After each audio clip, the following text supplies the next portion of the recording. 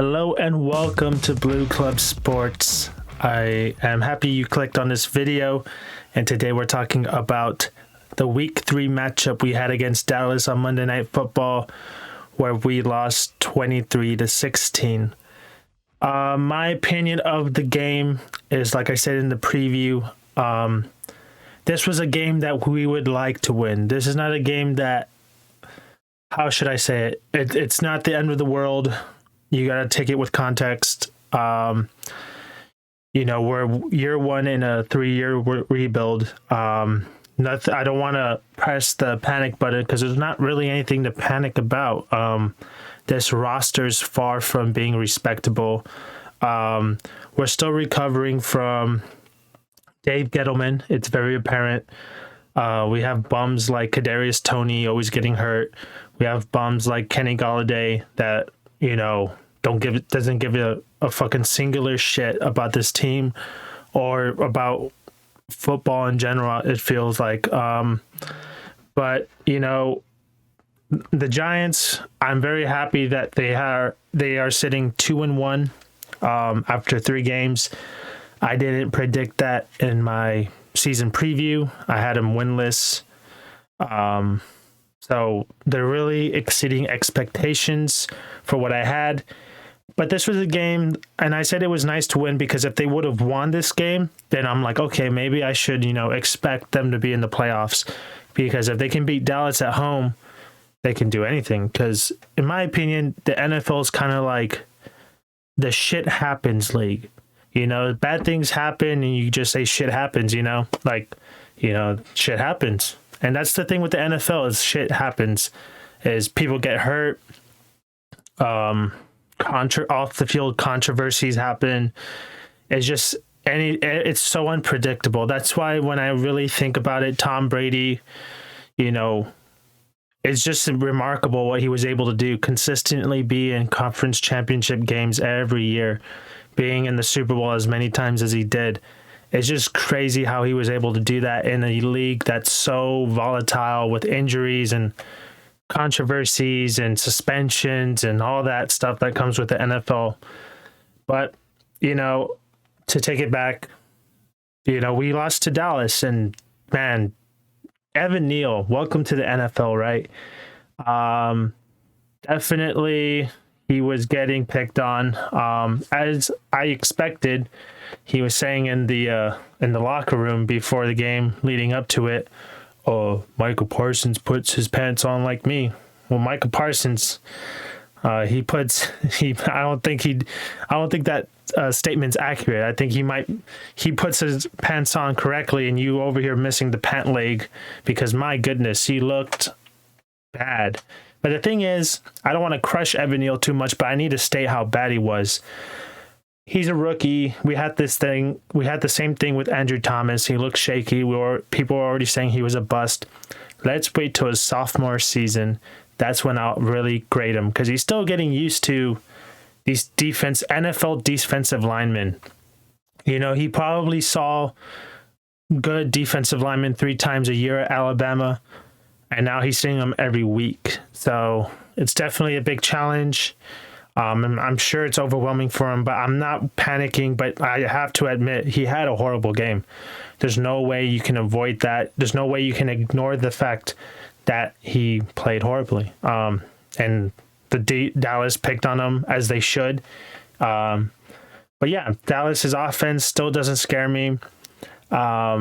Eventually they crack through, but,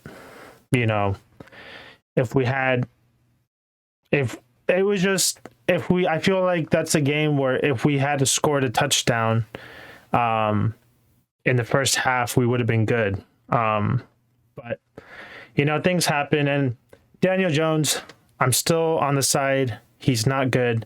He's 0-9 in primetime games. And I've always said with Daniel Jones is he always shits the bed on primetime. And guess what? The Super Bowl is played in primetime.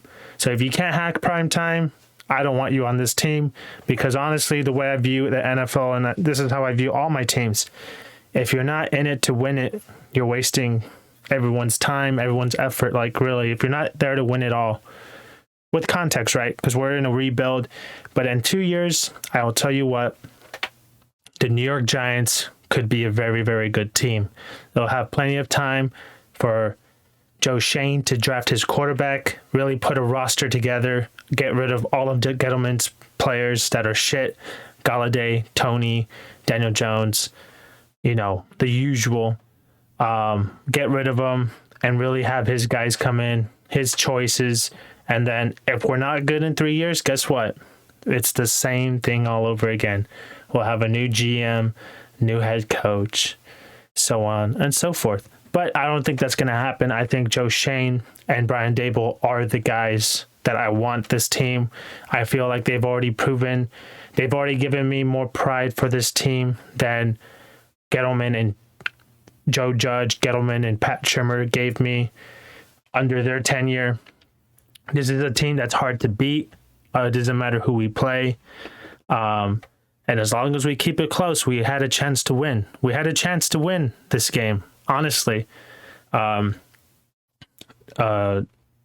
blanking here, but Sterling Shepard had a quick slant going right to left.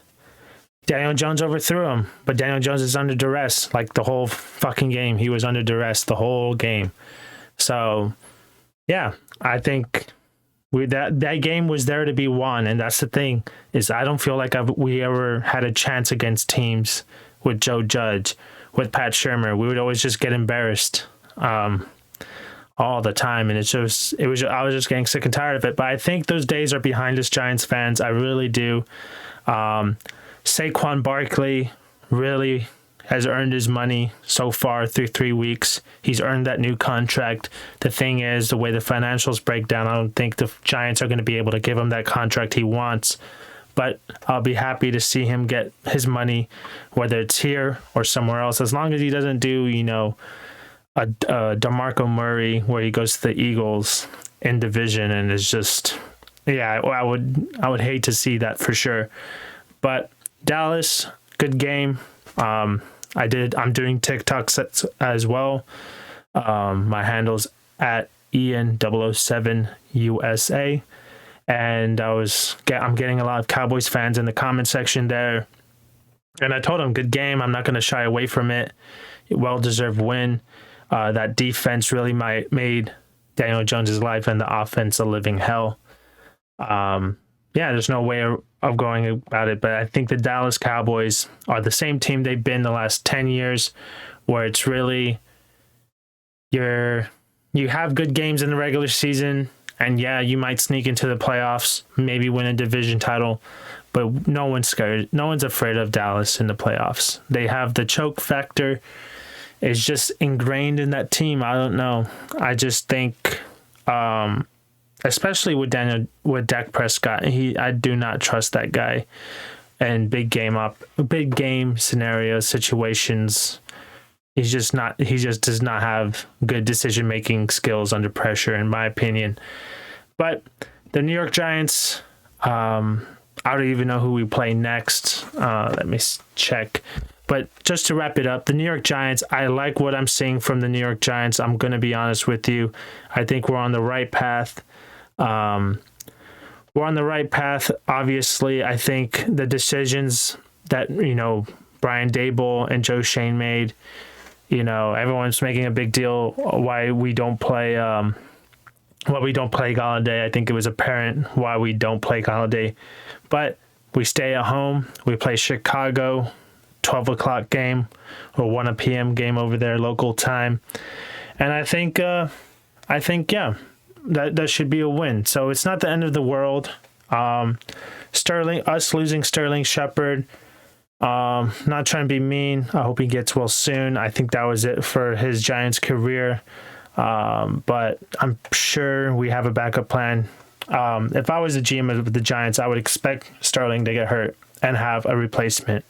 So, I'm not too worried about that loss. Hopefully Leo comes back. We were really missing Leo Williams. He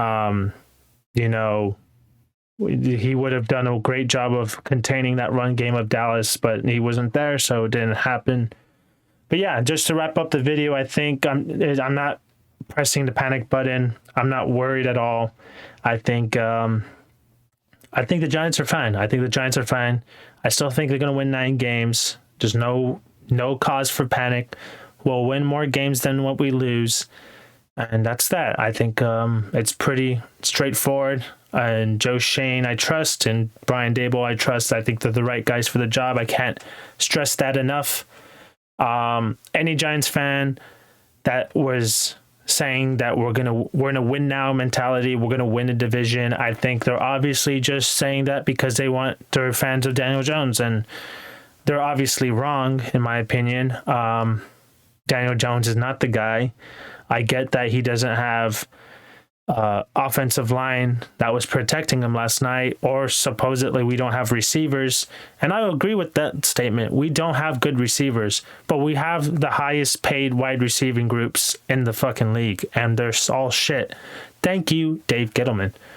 But yeah, I think Daniel Jones, if he's so great, he won't stay with New York, but if he's really that great, he'll go somewhere else and make a name for himself. It just won't be in New York. Just didn't work out. It just didn't work out. We never got an offensive line around him, true. And we never gave him a good coach until his last year of this deal. But it might be too little too late.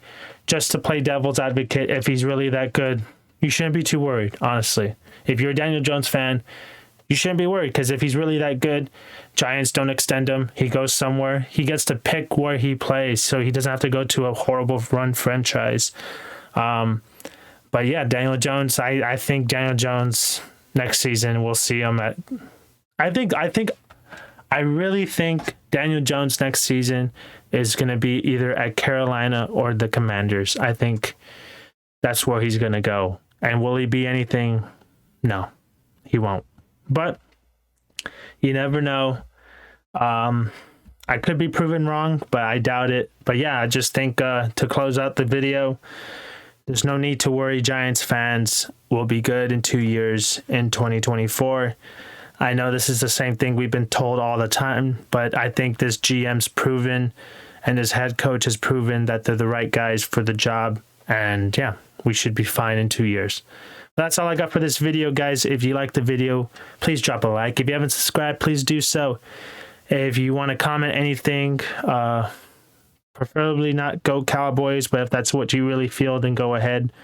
Comment what you think about the Giants, the Cowboys, NFL in general. I'm always down for a little conversation in the comment section. And yeah, we're on social media.